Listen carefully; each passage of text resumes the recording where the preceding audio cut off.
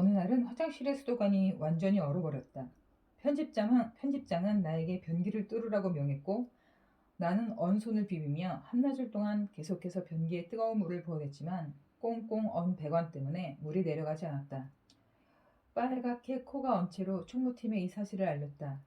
출장 수리 기사를 부르면 30만 원이 넘는 돈이 든다고 했다. 편집장은 이 사실을 전해 듣고는 한숨을 내쉬었다. 그리고 내게 사용 금지라는 안내문을 인쇄해 화장실 앞에 붙이라고 했다. 그럼 도대체 사무실 사람들이 어떻게 용변을 해결하라는 건지 알 수 없었지만 나는 묻지 않고 그저 시키는 대로 화장실 앞에 안내문을 붙였다. 자리에 돌아오자 배 서장이 자신의 모니터를 바라본 채로 내게 말했다. 네가 뭘 잘못했는지 말해봐. 순식간에 머리가 하얘졌다. 나는 아무런 대답도 하지 못하고 머뭇거렸다. 배 소장이 평온한 목소리로 다시 물었다. 지금 몇 시지? 4시입니다. 2시간 전에 네가 뭘 했어야 하지? 그제야 내 담당 업무인 트위터 업로드가 퍼뜩 떠올랐고 나는 반사적으로 고개를 숙이며 죄송하다고 말했다. 차갑게 언손으로 부랴부랴 트위터에 기사를 업로드했다. 큰 잘못을 저질렀다는 생각에 손이 떨렸다. 진작에 말을 해주었으면 좋았을 텐데. 온종일 변기를 고치기 위해 고군분투하는 내 모습을 가만히 보고만 있었던 배소정에게 왈칵 원망스러운 마음이 차올랐지만 얼른 그 감정을 떨치려고 노력했다. 지금 나는 수습 신분이다. 즉 새로 일을 배우고 있는 중이다. 배소정 선배는 어디까지나 사수로서 나에게 기자의 태도를 가르쳐주고 있는 것이다. 오늘 같은 실수는 정식 기자에게는 허용되지 않는다. 그러니까 내 감정은 뒤로 밀어놓자. 나는 핸드폰에 알람 앱을 열어 매일 1시 55분에 알람이 울리게 설정해 놓았다. 한파가 끝날 때까지 보름 동안 사무실 사람들은 옆 건물 성형외과에 있는 화장실을 이용해야만 했다. 혼자 낯선 병원의 화장실에 갈 만큼 낯짝이 두껍지는 않았던지라 황은채와 나는 언제나 시간을 맞춰 함께 성형외과로 향했다. 우리는 마치 그것이 내 집 앞마당이라도 되는 것처럼 조잘대며 얼굴에 붕대를 감고 있는 사람들 사이를 비집고 들어가 볼일을 봤다. 화장실에 갔다가 돌아올 때면 우리 꼴이 우스워 한참 웃었다. 그렇게 웃고 난 뒤에는 알 수 없는 허탈감에 사로잡히고는 했다. 인턴 기자로 참여한 후 첫 잡지가 나온 후 우리가 쓴 기사에 대한 크리틱이 시작됐다. 황은채와 나는 어깨를 움츠린 채 커다란 테이블에 앉았다. 편집장과 선배들은 저마다 우리 기사에 대해 할 말이 많아 보였다. 국문과 문예 창작 동아리 출신인 황은채는 문장력과 글쓰기의 기본기가 부족하다는 평을 받았다. 황한채는 자존심이 상했는지 아니면 단순히 추웠던 건지 볼이 빨개진 채 연신 고개를 끄덕였다. 배서정은 내 미니 인터뷰를 보고는 과월호를 던져주며 어떤 방식으로 인터뷰이에게서 신선한 답변을 뽑아내야 하는지 분석해보라고 말했다. 훑어보니 오늘 뭐 먹었어요? 인도카레 좋아해요. 같은 하나만한 질문만 가득했고 특별할 게 없어 보였다. 그 기사에서 무엇을 분석하고 배워야 할지 알 수 없었다. 이해할 수 없는 것은 그뿐만이 아니었다. 최종교에서 편집장이 내가 인터뷰에 써놓은 핵고요라는 종교 어미를 다 핵구요로 바꿔놓았다. 나는 회의가 끝날 무렵 조심스럽게 사수 배서장에게 물었다. 선배님, 그런데 왜 핵고요를 핵구요라고 쓰나요? 옆에서 그 말을 들은 편집장이 특유의 능글맞은 미소를 지으며 말했다. 너희들 입장에서는 헷갈릴 수 있겠군. 그리고 덧붙이기를 우리 잡지는 대중 친화적이고 편안한 언어를 구사하기 때문에 어색한 맞춤법은 바꿔 쓰는 것을 원칙으로 한다고 했다.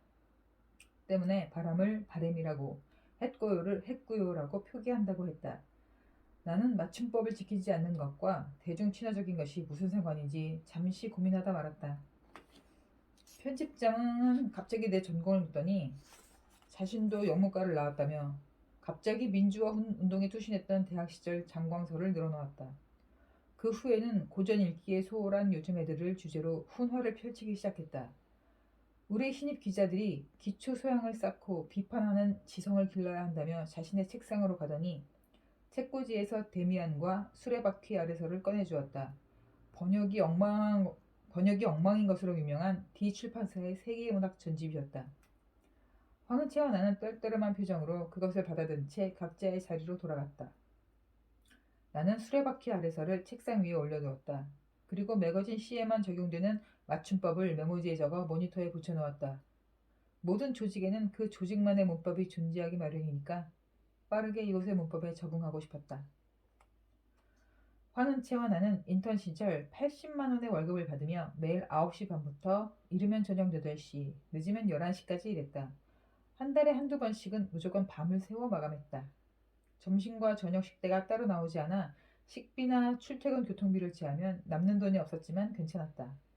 이 시기를 버티고 나면 더 나은 삶이 펼쳐지게 될 거라는 희망이 있었으니까.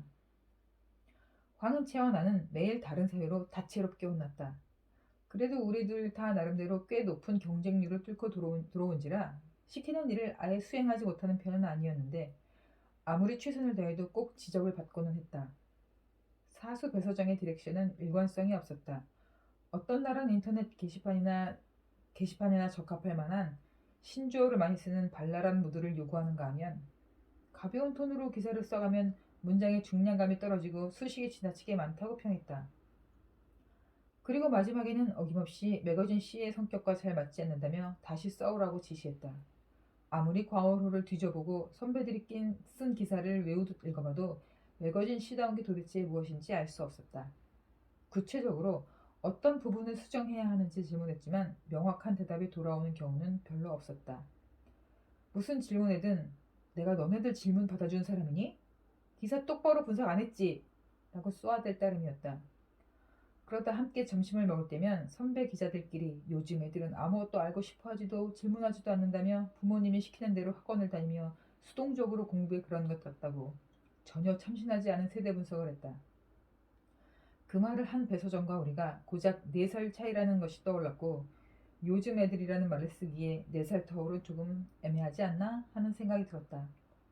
황은채가 기사 내용 자체로 지적받는 경우가 많았다면 나는 트위터 멘션이나 DM에 즉각 답하지 않는다는 이유로 성실성에 문제가 있다는 평을 듣곤 했다.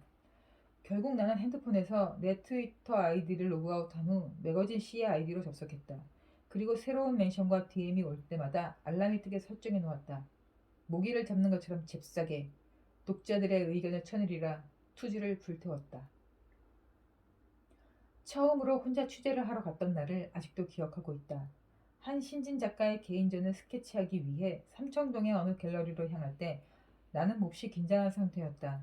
사진을 포함해 반 페이지에 불과한 짧은 기사였으나 내 이름을 달고 나가는 기사였으므로 나름대로 열심히 준비했다. 뉴욕에서 막 귀국했다는 작가의 회화 작업 이력과 배경을 조사했고 영문 사이트를 뒤지며 그간의 인터뷰들을 인쇄해 갈무리해놨다. 전시는 좋지도 나쁘지도 않았다. 장식적이지만 깊이가 부족해 보였고 인스타그램에 올리기 좋은 아기자기한 느낌이었다. 그래도 기사의 내실을 다지기 위해 전시장의 상주에 있는 작가와 미니 인터뷰를 진행했는데 과묵한 힙스터처럼 보이는 외경과는 달리 정오의 라디오를 틀어놓은 것처럼 말이 많은 남자였다. 유학기간 동안의 고충과 자신의 작품에 담긴 심오한 의미며 삶의 궤적, 하다못해 반려견의 품종까지 읊어대는 통에 도대체 말을 끊을 수가 없었다. 예상했던 시간을 훌쩍 넘긴 나는 잠시 쉬기로 한 후 배서정에게 카카오톡 메시지를 보냈다.